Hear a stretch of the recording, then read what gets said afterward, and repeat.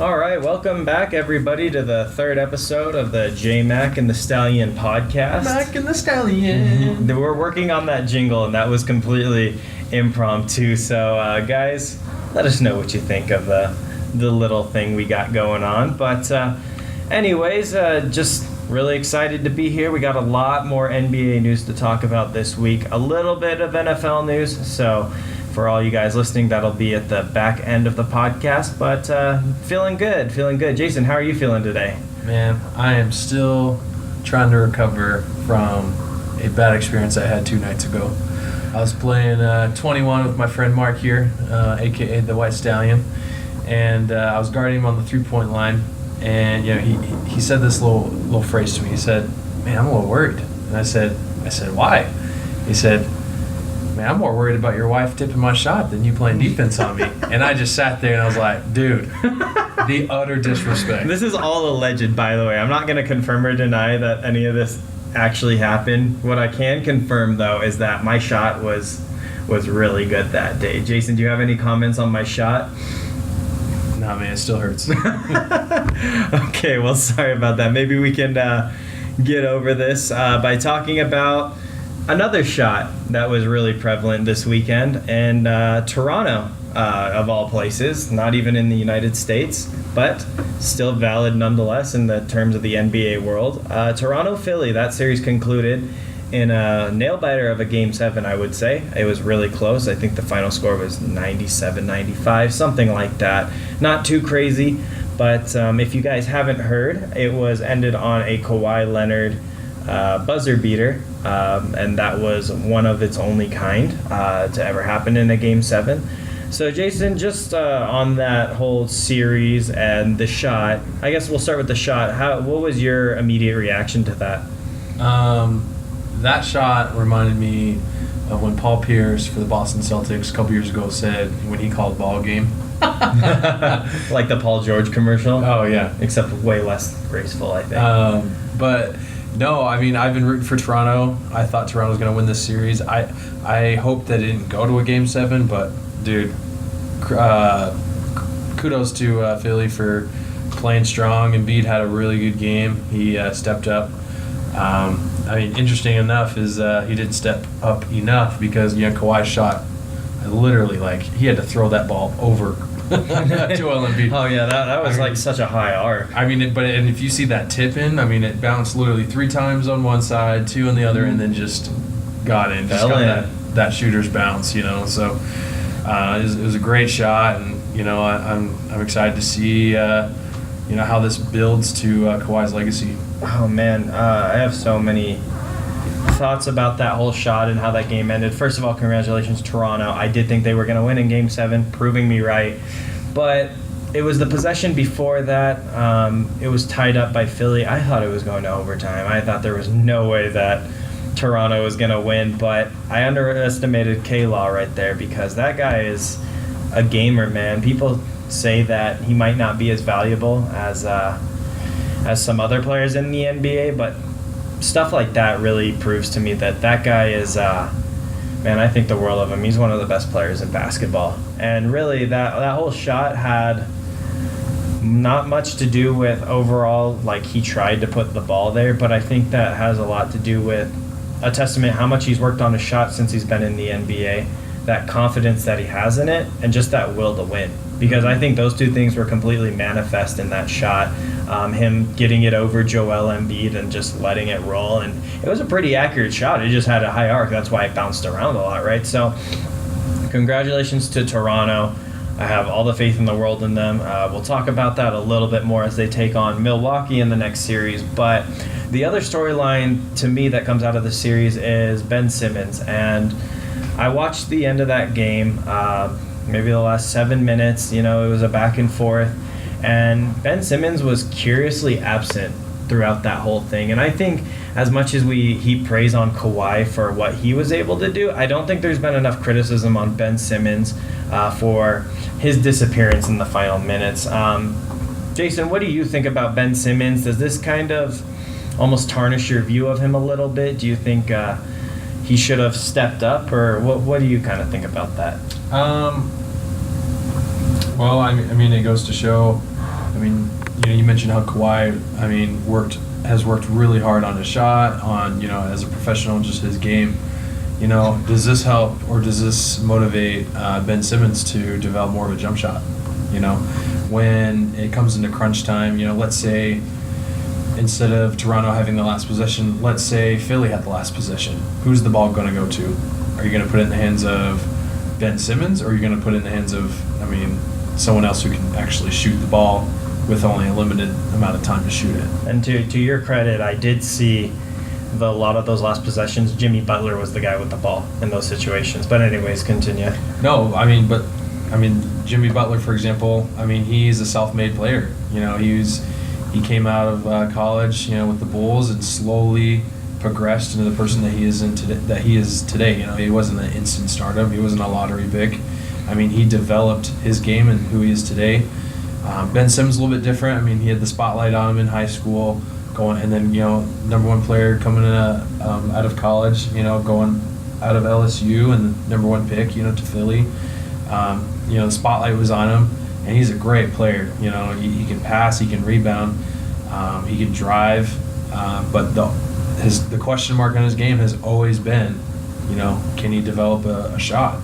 And even further than that, can he develop a three-point shot? Can he shoot from distance? In today's game, three-point, shooting is huge. It's crucial, and so I think, Philly, in this offseason is going to have to answer some questions. Is Ben Simmons the leader that we want him to be, or that we need him to be?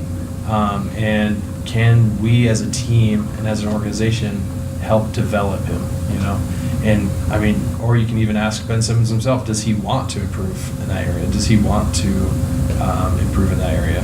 Mm-hmm.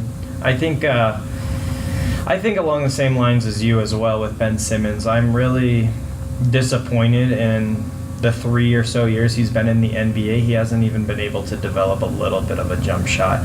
And I think I was listening to Chris Broussard on Fox Sports 1, and he was talking about how people question Ben Simmons' work ethic, because you remember his rookie year he was injured and he wasn't really playing at all. What was he doing during that time? Why wasn't he working on his jump shot? And then he comes back in year 2 and his jump shot hasn't improved. And we're like, okay, well, he was injured. We gave him the benefit of the doubt there. The second season, he was, rookie of the year. Maybe he'll develop his jump shot in year 3, and he comes back in year 3 and he hasn't done anything to improve it. And so I think if you're Philadelphia, you really have to question, is this the guy we want to build around? Because at this point, if he comes back next year and he still doesn't have a jump shot, I would have to imagine it just won't happen. Like you're talking about guys like Jimmy Butler, self-made players, Kawhi Leonard, the guys who came into the league and worked so hard on their jump shot. And look, they're very effective players. And Ben Simmons has all the talent in the world. He could be the most dominant player in basketball. But that lack of a jump shot is really an Achilles heel to that organization. And it was apparent towards the end of the game when they were handing the ball to Jimmy Butler to make something happen and not Ben Simmons. I almost forgot Ben Simmons was on the court. It was that bad. I think it's kind of embarrassing for Ben Simmons' game to him not develop that jump shot. So yeah. Ultimately, do you think he's going to develop that jump shot, or do you think he's going to be a guy that Philly's going to move on from? I don't want him to leave Philly. I think as a fan, or as the fan base there, they love him.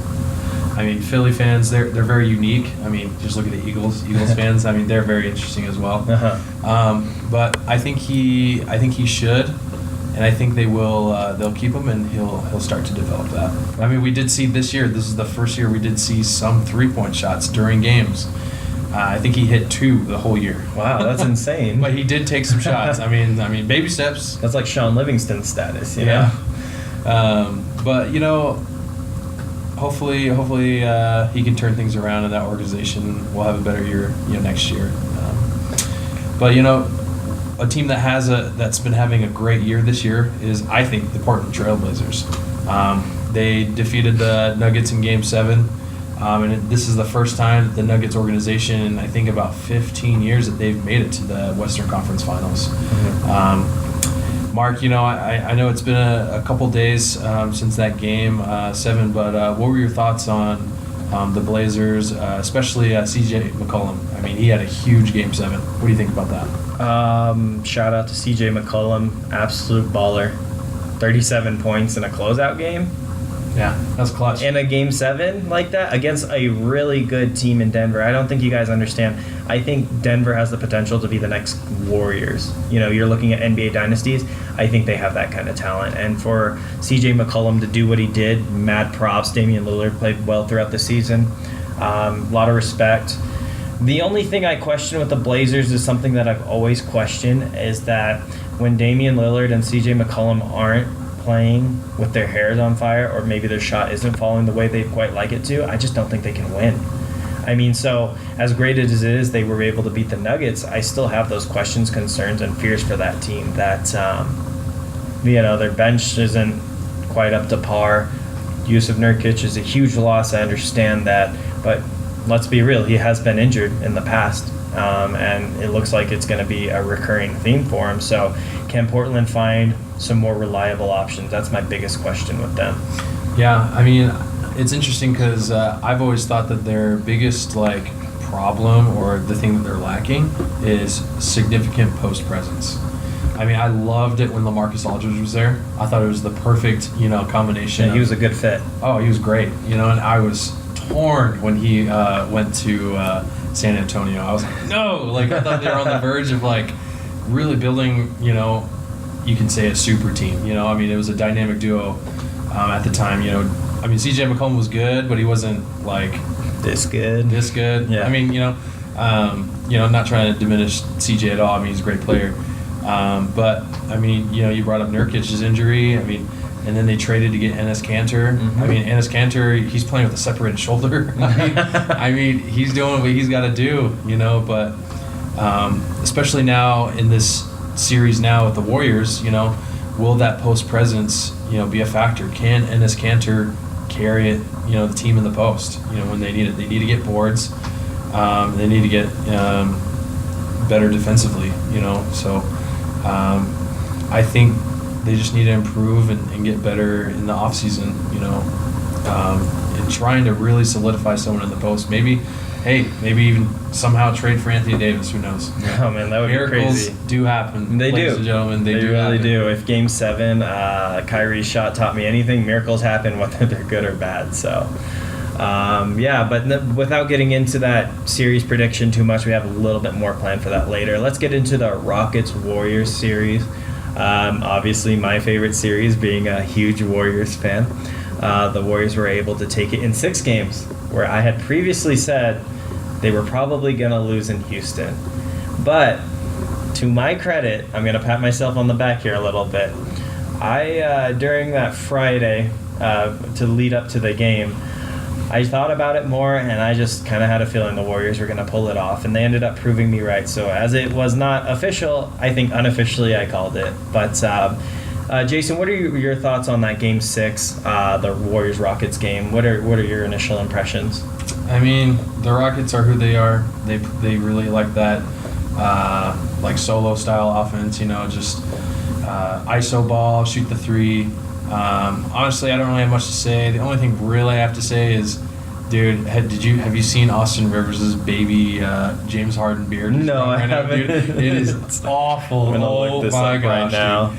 Literally, I remember watching. I was watching Game 6, and I haven't really, to be honest, watched a lot of that series. I watched a little bit, but if you look at his beard, I mean, it's a little baby James Harden beard. It's my goodness. So awful, but who knows? Maybe Austin Rivers has found a home. I mean, he played for the Clippers for pretty much his whole career until this past year, being coached by his dad. Actually, no, he played in New Orleans first. He was drafted by New Orleans. Sorry about that. And then got traded to the Clippers with his dad. Where his dad got rid of him, I don't want you, son. Yeah, he's like, man, son, you gotta be better. So shot selection, name of the game, right? Yeah, but it was a good series. Kudos to the Warriors. Steph, has been great. I think the biggest thing coming out of that series and into the next series with the Blazers is how well Klay Thompson is really taking fire and taking, at least in my opinion, more control and a more aggressive role than kind of before. Yeah. My initial impressions of the Rockets Warriors series is one, they are who we thought they were. To quote Coach Dennis Green. And you know what? They let the Warriors off the hook. You know, they had them backs against the wall. They hadn't won a game in Houston. Let's rewind. Game 5, KD goes out. They had opportunities to win that game, but Steph goes insane. Almost like he's the best microwave I've ever seen. Just press the button, turn his offense on and off. You know, that's the crazy thing about him. So they had that opportunity. Okay, whatever. We're going to go back to Houston. They don't have KD. We're going to have, you know, the opportunity to win this on our home floor, force a Game 7. They weren't able to do it, and they had beat them with KD a couple of times on their home floor. But to me, this is who James Harden is always going to be. He's like the Peyton Manning of the NBA to me, and I have thought this for a little bit, ever since a couple years back. Awesome in the regular season, arguably one of the best players, but when you need him the most, he shrinks in the moment. And building off of that, that's a criticism that I have heard a lot of people say about Steph Curry. That he shrinks in the moment, and when his team needs him the most, he's not there for them. When are we going to stop disrespecting Steph Curry? Like, as NBA fans, like, you saw Game 5, him instant offense. Game 6, he had 0 points in the first half, comes back, has 17 points with like 4 minutes to go, and gets that up to 33 to just ice the game for them. Steph Curry is incredible, and I just don't understand how much he is disrespected. I get that he doesn't look like your prototypical NBA superstar, him being 6'3" and slight and shoots a bunch of threes, and he has that smile or whatever. He's not necessarily one of those tough guys, but he is a dominant player, and he's one of the most dominant players I have ever seen in the NBA. Yeah. One thing that I find interesting about Steph Curry, and at least in this past Game 6, and then going into Game 1, and I'm not going to talk too much about Game 1, but it almost to me feels like that we're now seeing the vintage MVP Steph Curry. Mm-hmm. You know, I feel like, honestly, I mean, I know KD's there and he's a great player, but I feel like we kind of forgotten a little bit about Steph Curry. Don't put me into that weak category. As a Warriors fan. I know Warriors fan for sure. They're like, oh, we've always stuck by Steph. You know, we've always been with him. But I mean, in the recent years, I mean, I feel like we haven't seen the solo dominance. You know, the original Splash Bros. Duel together. I mean, now with Kevin Durant, possibly leaving, I think we're going to see more of the original Splash Bros. That's only if, obviously, Kevin Durant decides to leave. I don't know. I don't have the crystal ball prediction of like what's going to happen, but to me, watching Game 6 and then Game 1 of the Blazers series, I saw that. I saw that MVP Steph Curry that I saw in 2016. I saw that dominant Splash Bros that I saw, a few years ago, and so I'm excited. I do agree with you. He is the best microwave in the league. It's literally instant. I mean, and it was funny in the first half to end the first half of the Blazers, Warriors series. 2 back-to-back threes where it looked like he just lobbed the second shot. Like he just threw it up and it just dropped. And and when you play an Oracle, and obviously they love their stars, they love their team, but like when it's Clay, KD, or Steph, and they hit a three, and especially Steph being in that stadium, especially Steph, it's just nuts, and the atmosphere just is crazy. Players, Warriors get into it, and the crowd is definitely a plus and very helpful for that team. So, but yeah, kudos to the Warriors, and I don't like Steph Curry. I'm not a huge fan. I should have worn my Steph Curry jersey. I do respect the fact that he's a good shooter. So yeah. Man, see, that's the crazy thing to me. I just watching that Game 6 and then subsequently the Game 1, it like really felt like Steph Curry from 2015, the improbable superstar. Man, it just brought back those vibes, and if KD does choose to leave, I'm going to love every minute of Steph being as dominant as he is. But we're going to get into that a little bit more.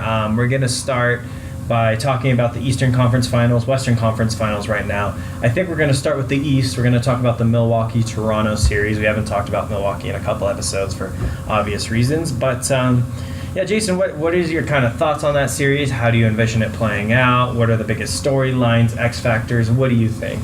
Well, coming off of the shot by Kawhi, I think it's going to be a lot closer than what people think. At least that's what I think people's perceptions are. I still think Milwaukee is the more dominant team. They have a more scoring threat from there. They have a better bench. They have a better rotation. They pass the ball really well. So, in my opinion, I still think, me personally, I think Milwaukee's going to take that series in 5. Wow. I know, and I think the Raptors will get one definitely at home, but I think Milwaukee is the more dominant team. I think Giannis is going to be the MVP this year, and you'll see that with his play. Yeah, I totally agree with you on the fact that Giannis is going to be the MVP. And I know people say they don't take postseason into account, but seeing the way James Harden kind of did it, I think it's going to really push Giannis over the edge and win that MVP. But I completely disagree with you on the series. I think Toronto in 6. That's my initial thought. Okay. And I do understand that Milwaukee does have home court. That's going to be really hard for Toronto. But the way I look at Toronto is, ironically, I kind of look at them as almost a Spurs-like team. They kind of do have that attitude with Kawhi Leonard, but defense, and defense I think is a very underrated part of the NBA today. I think Toronto's a very physical team. They can be very physical when they need to be, and I think that's going to keep the series a lot closer than most people think, because I do agree with you. I think Milwaukee has a more talented team all around, but I really love Kawhi. I think he's a stud. I really like the way they play defense and team basketball, and that'll keep it close. And ultimately, in my case, I think that's going to end up winning them the series. Now, not to say that I don't think Giannis can handle physicality, but I think as a holistic approach, I think the whole physical, we're going to grab every board, loose ball, play defense, I think that's going to serve Toronto well in the end. So I'm looking at Toronto in 6. We're going to see who's right or wrong. I do think every game, though, I don't think we're going to see many blowouts. Milwaukee was blowing out teams in the regular season, just a ton. I think these are going to be really close, tight games. What do you think about that, Jason? We'll see. Not too sure, but yeah. Yeah. I don't really have much comment on it. All right, perfect. So we're going to talk about that. So we talked about the Eastern Conference. What about the Western Conference? And knowing this game 1 has already happened, we can kind of recap that a little bit. The Warriors ended up blowing out Portland 116 to like 94, something like that. Steph Curry, a 36-point game, like 7 assists, like 6 rebounds, somewhere around there. Had a pretty dominant game in Oracle. Obviously, it's at home. That does help them out a lot. But what are your impressions from that dominant win that the Warriors had over the Trailblazers? I remember watching the first half of that game, and I remember seeing the Blazers going like 3 for 13 or 3 for 15 from 3. Oh my gosh, he was awful. Like literally, I'd watch him go and just jack up a 3, miss. Warriors would score again. Blazers would go, jack up a 3, miss, and I'm just like, my word, like set up an offense, set some plays. I was just irritated. And then Steph Curry to close the half. Oh my I mean, goodness. he was just those two back-to-back threes. I felt like to extend it to a 10-point lead was just huge, and it just, it got the crowd going, especially going into halftime. Because as you start the second half, it's a whole new ball game, and Steph Curry had a huge second half. So, it was a great game. I wonder though, and this is me just kind of just thinking, do the Warriors need Kevin Durant to win this series? He's reportedly gonna, sit out game 2, still recovering from his calf strain or calf injury that he had. I honestly think that they actually don't need him, to win the series. They could easily rest him. Yep. Maybe a couple more games. Do they have to? Could he play maybe game 3? For sure.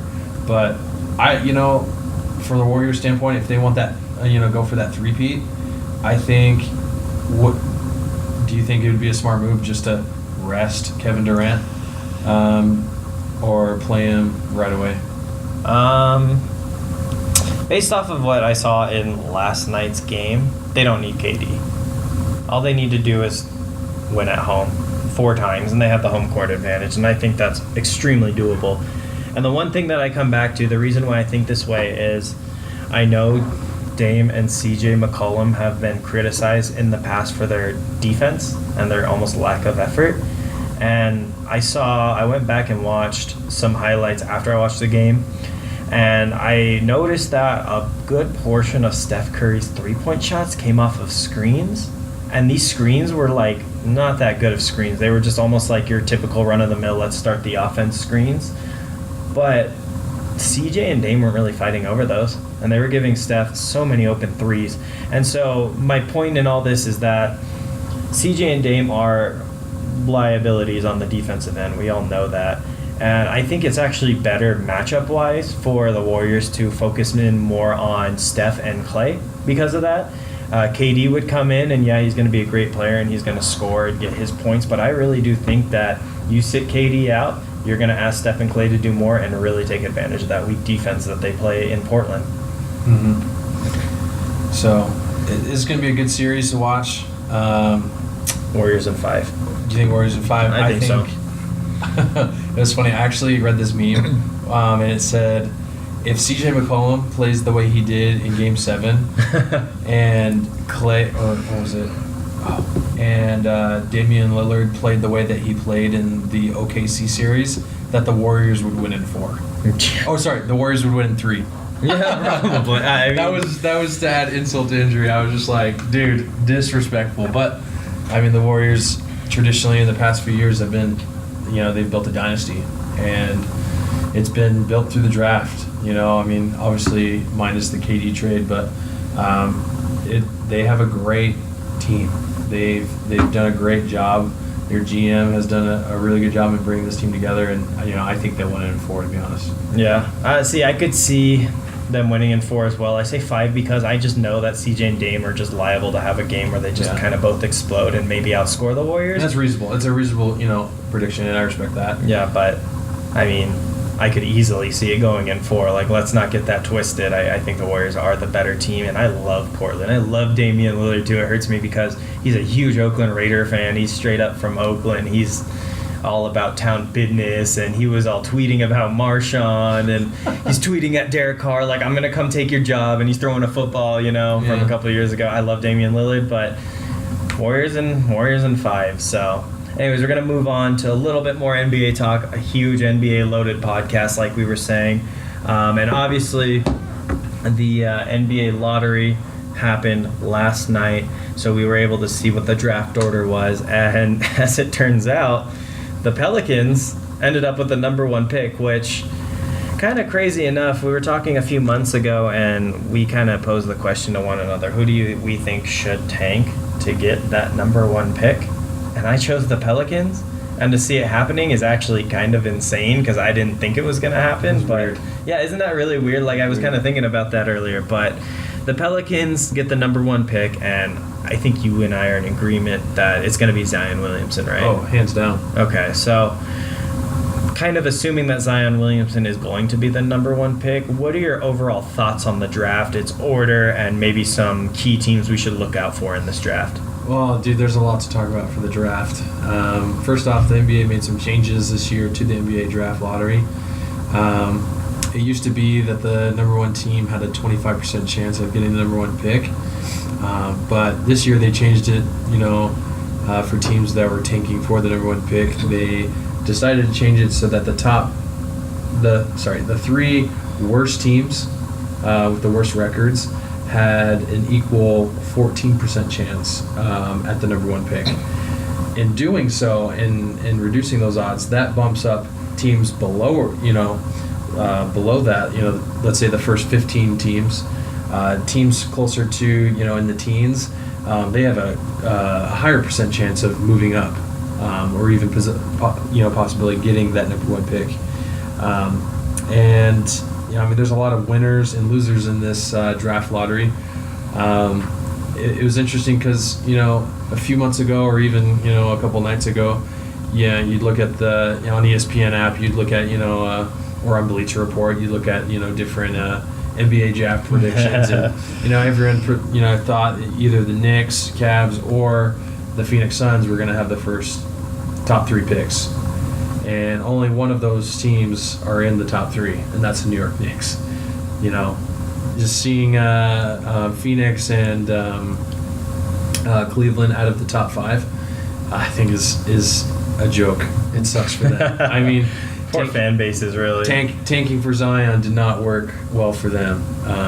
But I mean, there's some winners in the draft. I mean, you look at Pelicans, obviously.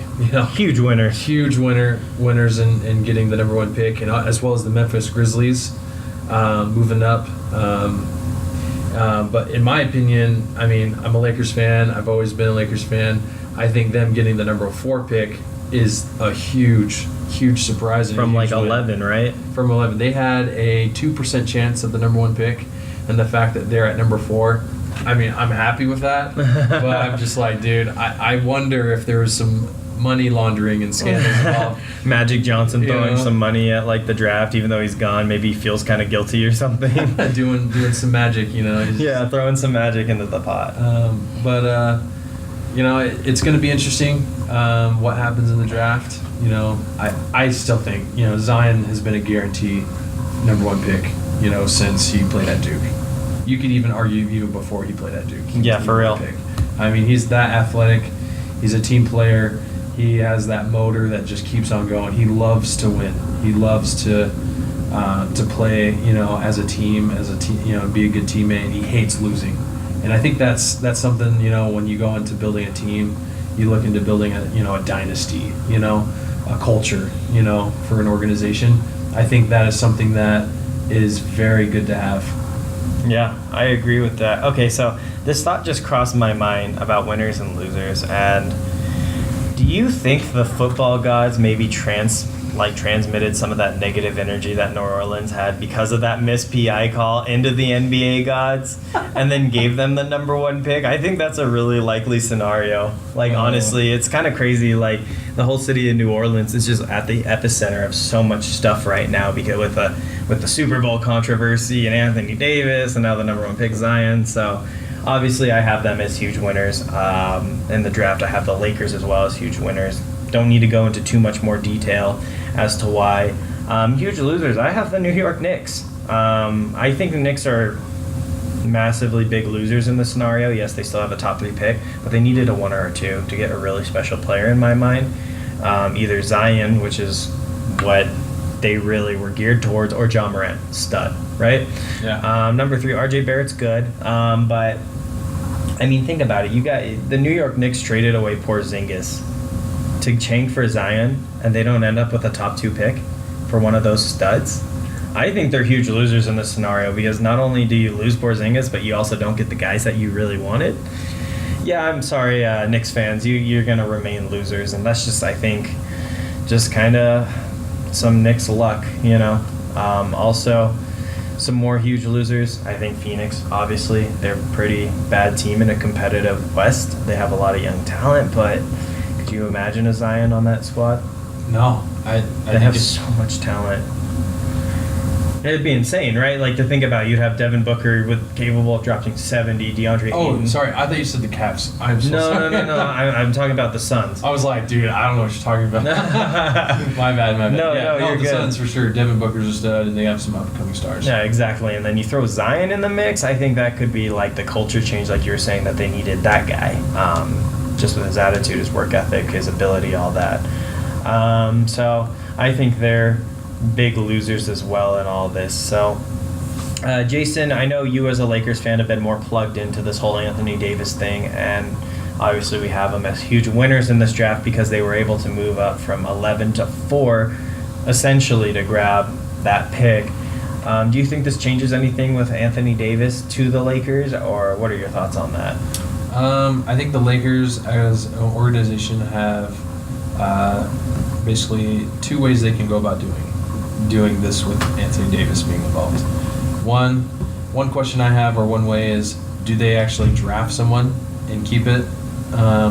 Do they draft someone that they feel is good for LeBron, what they're trying to build around him, and what seems is a win now mentality? Mm-hmm. I don't think they're going to go that route, but I think they're really going to use this 4th pick as leverage for a trade. Maybe trading their young core and adding this pick will help entice for New Orleans for trading Anthony Davis. Honestly, it's really up in the air of what New Orleans wants to do. It seems right now they're kind of gung-ho on, at least right now, keeping Anthony Davis, and they're trying to build a culture around that.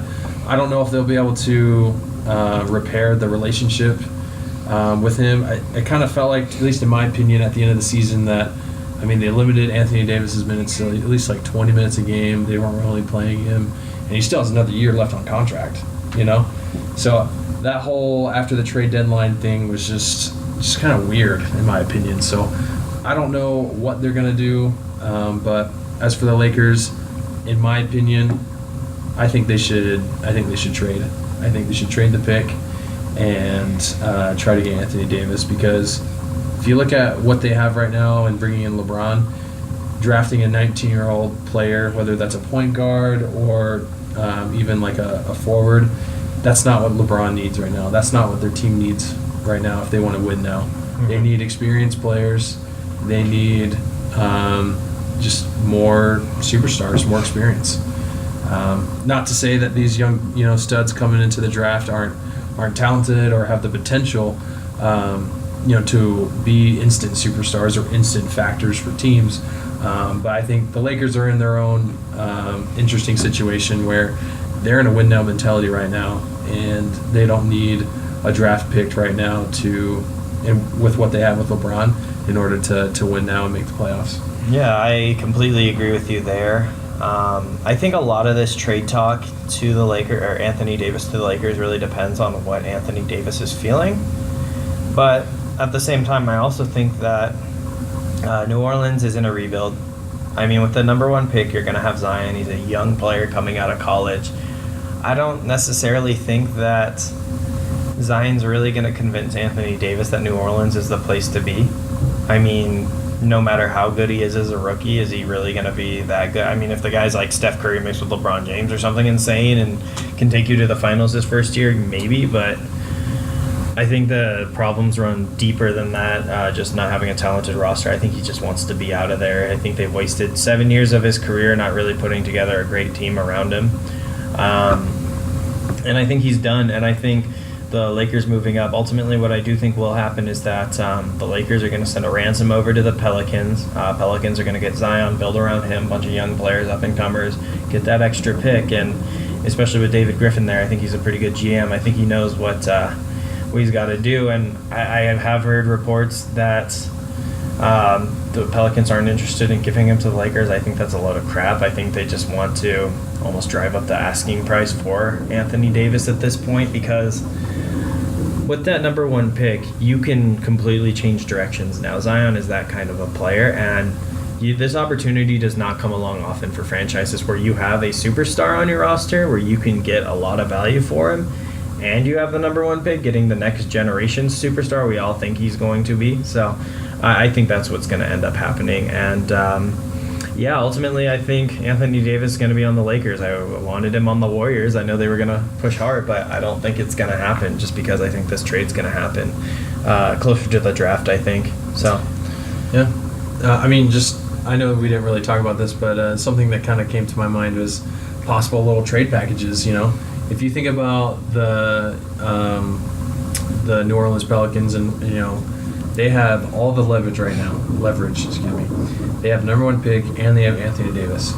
Now, if you think about it, let's say they trade to the Lakers. Chances are they're going to get Lonzo Ball, Kyle Kuzma, Brandon Ingram, and they could even ask for that 4th pick. Oh yeah, absolutely. Or at least 2 of those guys in the pick, something like that. Oh yeah.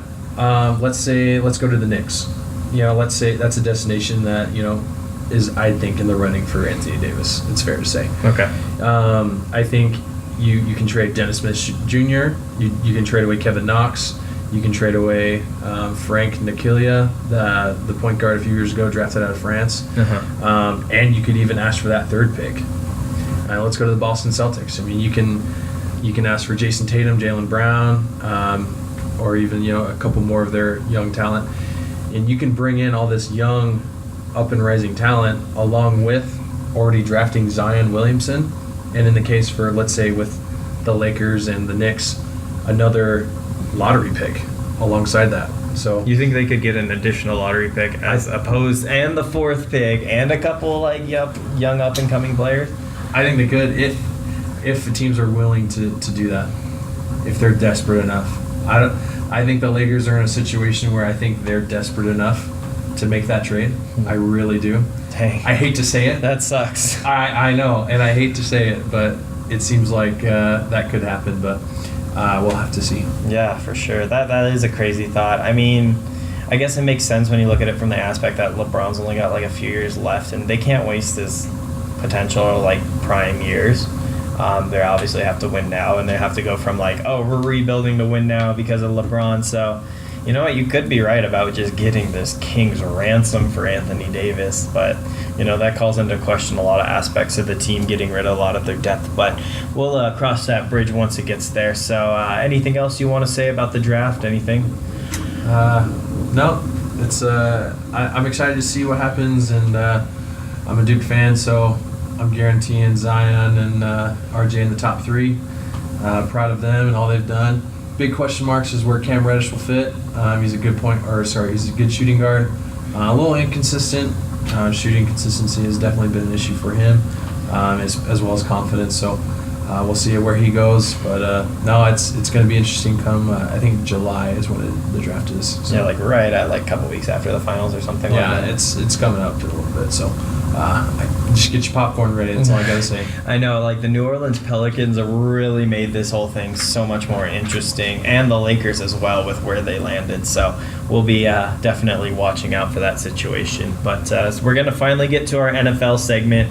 Hasn't been a lot of news coming out of the NFL. It's like the dead season, that weird period after the draft and before training camp, where it's really hard to find anything. And they'll literally, the media will look at Odell's like sleeveless suit and call that news. I mean, it's just that kind of dead. What was that? It said Met Gala. Yeah, the Met Gala. So the one news that did come out today that's really interesting is the Jets firing their GM Mike McCagnon. And so interesting. It's really interesting because they hired their head coach back in January, like early January, I'd say, Adam Case. Mm-hmm. And it's kind of like a weird time to fire your GM, not because there's anything coming up, but I mean, it's like right after the draft, right after free agency and everything, and the GM gets let go. I think that's really interesting because we don't see any other GMs at this time getting let go. I mean, most of these GM spots are filled and like all the names are filled. So, Jason, what do you make of this whole situation? What are your, I guess, impressions of it?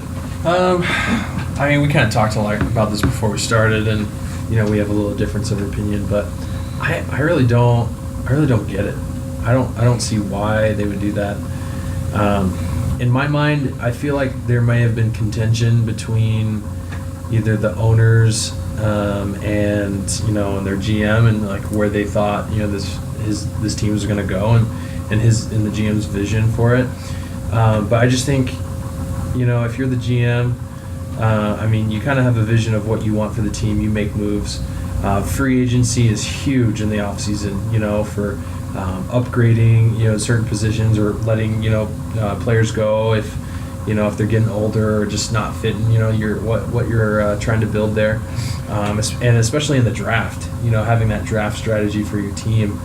To me, I just feel like maybe something had to have happened for them to fire Mike McCagnon. So I just think to go through free agency and to go through the draft under his like kind of direction and vision, it's like he has the keys to the team. He's leading it in the way that he feels it needs to be going, and then just firing him after all that, to me, I just don't. It just doesn't make sense to me.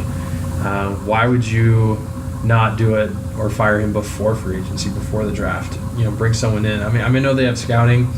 I feel like the new GM, if let's say they were to have done it, I feel like the new GM would have had enough scouting report to at least build his own, vision of what he wants, and and talk to the ownership and see if they agree with it. But I just don't really agree with it. What about you, Mark? I know you're big into football and you have a really good football mind. What do you think? So my initial thoughts were, I tried to find parallels in the NFL where we kind of seen this before. And the best I could think, like recently, that is, because the NFL is obviously always evolving, always changing. And to me, this is like a very weird move because as a Raiders fan, I draw a lot of parallels to that situation because I look at the Raiders and what they did, and when they fired Jack Del Rio, they brought in John Gruden, and they supposedly were going to work together, him and Reggie McKenzie, to build a vision for the team, right? So he gets hired like late December, early January of last year. They work together, they go through their first draft, mixed results, whatever. They go through free agency together. They go through most of the NFL season with about 3 weeks or so left. Reggie McKenzie is let go. And to me, that made a little bit more sense because, you could see the working relationship. Maybe their visions collided a little bit because I didn't think they had a bad working relationship, but I think there was a difference in opinion there. And obviously with John Gruden's situation, you wanted to get him. He's got to have his guy because he has ultimate say in that. They let him go, and then they proceeded to start the GM search, right? And they gave themselves time to do that where there were a lot more names on the market. I know Jerry Reese was thrown out there. Obviously Mike Mayock, so they had options there. But what really doesn't make sense to me is why are you going to hire a coach in January, go through the draft, like you said, free agency under that GM's direction, fire him a few weeks later, and then not have anyone to replace him readily? Wasn't Adam Gase, he was named the interim GM. So that kind of, it's a weird situation because as a head coach in the NFL, you already kind of have a lot on your plate. There isn't really going to be, I don't think, that great of a candidate out there at this point in time. You don't see teams doing this. This is unprecedented. And I'm just confused. So is the owner going to give Adam Gase almost full control of the franchise? Because that's what it seems like to me. Yeah. Obviously, there probably was an issue between the vision of Mike McCagnon and Adam Gase. But typically when you get a new head coach, bring him in, and if you are going to give him the power to make a lot of these decisions, you bring the GM in usually the same time or let this thing play out a little bit more to see if you can have a working relationship. This is just like an awkward amount of time where they haven't really worked together enough to really know if it's going to work, but they also, I don't know, they didn't get rid of him off the bat to figure out, who Adam Gase's guy is. And then it calls into question to me the direction of the New York Jets, because is Adam Gase really going to be the guy with the control? Is he going to be your Bill Belichick, especially with Bill Belichick in that division, doing kind of the same thing Adam Gase is doing now? Or like John Gruden, who has had experience, has won a Super Bowl? Adam Gase, the guy who could go, at best win 10 games in his division? I don't know. I don't really understand the decision from that aspect either. So what is there any more thoughts you have on that? I know there's like a Le'Veon Bell story came out, something like that, where they didn't agree on the money, him and Adam Gase, Mike McCagnon. So, if that's the case with Le'Veon Bell, and reports is that he didn't agree that Le'Veon Bell should have gotten all the money that he got. To me, that brings me to question, Adam Gase, what is his perception of a running back's value? Does a running back deserve to be paid, this amount of money? I think Le'Veon Bell's situation is a little bit different. He sat out a whole year on his stance on, being paid more than what traditional running backs are getting paid. He believes that he's more than just a running back. I think Le'Veon Bell's a very versatile back. He can definitely pass block. He can definitely catch the ball. And he can definitely run the ball as well. He's a great runner. He's a running back. And I think he does bring more than just being a running back, to this new Jets team, as you can say. New logo, new jerseys, which I think, man, they look like Power Rangers, dude. I am not a fan of the new look either. But I think I don't really understand why he had a problem with that. Especially because he got him at like a discount rate that everyone was thinking, right? Well, at least everyone thought that he was going to get, Well, they thought he was going to make like 18 or, crazy money, but he didn't. It's closer to 12, so that doesn't make sense to me either. Yeah, 12 million versus 18 million. I mean, gosh, Right. I wish I had that problem. Right, exactly. Gosh, but I mean, it's going to be interesting to see, you know, as you know more reports come out, you know, if there's going to be any tension between the relationship between Adam Gase and Le'Veon Bell. Maybe who knows? Maybe it's this will lead to a tarnishment in the team or some issues, but. I think this Jets team is definitely a better Jets team than last year's team. I think Sam Darnold's going to develop better as a quarterback. I think they're going to have better protection for him. But I think the addition of Le'Veon Bell and some of the receivers that they got through free agency and through the draft, that it's going to leave a lot less pressure on him to, you know, force this team or, you know, really lead the team to you know, a winning record, but and hopefully, you know, let's say the playoffs. But I think it's going to be interesting to watch the Jets this year. They're definitely a team to watch. Keep your eye out for, and it's going to be fun. Yeah. Can't wait for the NFL. Hurry up. Yeah, I know, for real. It's such a long, like 7-month-long off season. But I guess my closing thoughts on this is maybe he thought that they overpaid for Le'Veon, maybe in light of him not showing up for OTAs. Like, what kind of precedent are you sending to the rest of the team? Maybe Adam Gase wants to come in and get his own guys and do things his way. That's the one thing I can think of, but does that really qualify to get rid of someone? I don't know about that. To me, I have a lot less faith in the Jets now after this whole thing. I think this is almost like a very embarrassing situation to have a good head coach, not even a great one, a good head coach come in and just have this GM fired in this awkward amount of time. Like, I really don't understand. Yeah, the play on the field, their players might be better, but I really do not trust this Jets organization. So who knows what they're going to do moving forward. I mean, they don't even have a GM. It's crazy to me. They don't have a GM right now, and they're going to be scouting in the fall, you know, a bunch of these players. So who are they going to get? Is that guy going to be qualified? There's a lot of questions there. But anything else that you want to add to this situation? No, that's pretty much it. Yeah, well, perfect. So covered a lot of news this week, especially with the NBA. Really fun. How do you think our third episode went? I think it went pretty well. We had a lot to say. This is the best one we've had so far. I think so too, man. It's becoming a lot more natural. It's a lot of fun. Really appreciate all the listeners for tuning in. Share it with your friends. Just a couple guys who love sports. So we'll get back to you next week with more NBA playoff action and more stories as they come out. So thank you guys for listening. All right, back in the Stallion. Still working on that.